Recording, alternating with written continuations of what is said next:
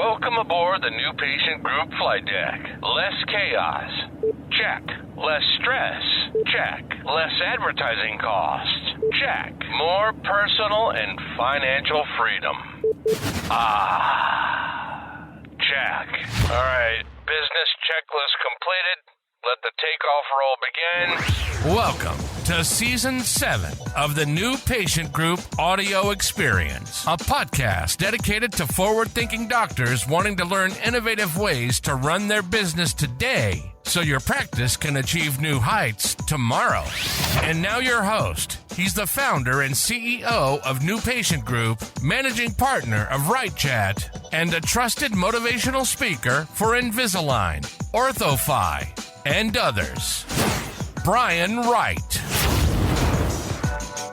Hey, New Patient Group and WrightChat Nation. Welcome inside the broadcast booth. Brian Wright here, and welcome into the 5th episode of Season 7, episode 98 overall in the New Patient Group podcast. If you're watching over on our YouTube station, hey there. Hope everybody's doing great out there. If you've heard the previous podcast, we have a brand new format, more frequent podcasts. A lot of them are going to be shorter. There are going to be times still where I sit back and contemporary radio show style do a longer episode.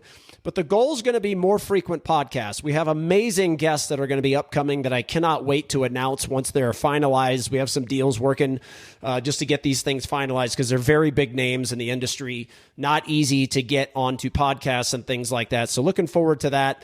The more podcasts, more frequent episodes that are shorter. Today's going to be an example of one that I'm not going to be doing in terms of a series, meaning that it's not going to be a part 1 through a part 10. It's just every once in a while I'm going to kind of drop this in. And if you stood up in front of an audience and you said, okay, raise your hand if you believe you're in the people business. And let's say you had 1,000 orthodontists and their teams there.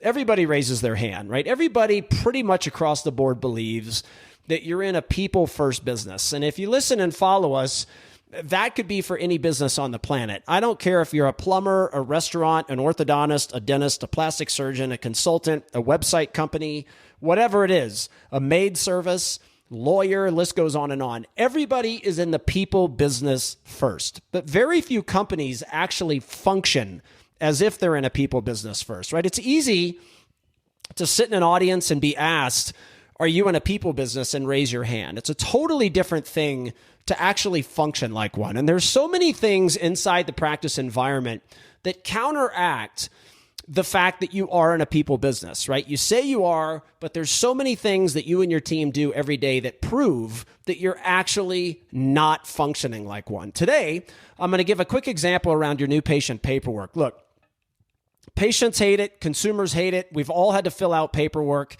And then you go into the practice and they act like you've never filled anything out. They ask you the same silly questions as most of the questions on the paperwork to begin with. And consumers are just tired of it. And in the orthodontic world, because people are shopping so much, what you also have to understand is that if they schedule at 3 different places, that's 3 places that they have to fill out paperwork. And the process usually is so many practices out there, you ask completely unnecessary questions on the new patient call. Remember, the philosophy is your new patient call is a sales and marketing message. It's to get them converted onto your schedule. It's to get them excited and ready to show up and psychologically prepared to buy before they walk through the door, right? And there's a lot of things that we teach that get them to do that. Now, obviously, basic information, your name, your phone number, your email, maybe even insurance information, of course. Outside of that, it's a complete waste of time to be asking anything else. So you ask yourself, why am I talking about the new patient call when today's quickly about the new patient paperwork? I want you to put yourself in the position of the consumer as they shop, right? And they talk to one receptionist that asks them 25 questions on the phone. It's almost like an interview process on the phone. You gather all this data, and then as the consumer, you receive paperwork from the office that asks the same questions that the receptionist just spent asking you over the phone. Now, I ask all of you out there, what would a people business do? Well, if you're going to ask all kinds of unnecessary information on the phone, then I tell you what a people business would do is that then you would collect that data, you would write it down for the patient, and then you would go complete their paperwork on their behalf and then send out any paperwork with any additional questions that you didn't ask on the new patient call. That's a people business.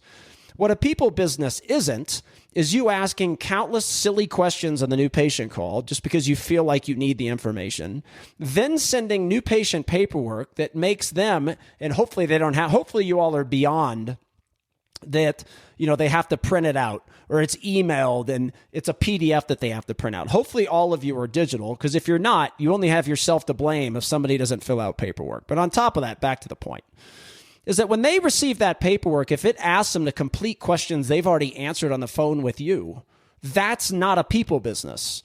And you are not offering the unexpected hospitality that you must offer in this economy with this consumer and a commoditization that you all survive in. Now, the other piece is are you going to ask for the insurance information over the phone? Okay, I understand why people want to do that, but doesn't your paperwork make them fill that out too? Once again, that means you should fill that out for them, or don't take the time on the new patient call to ask that information if you send them paperwork that then asks them the same question. Well, Brian, they don't fill it out. They don't fill it out because of you. The receptionist doesn't sell the value.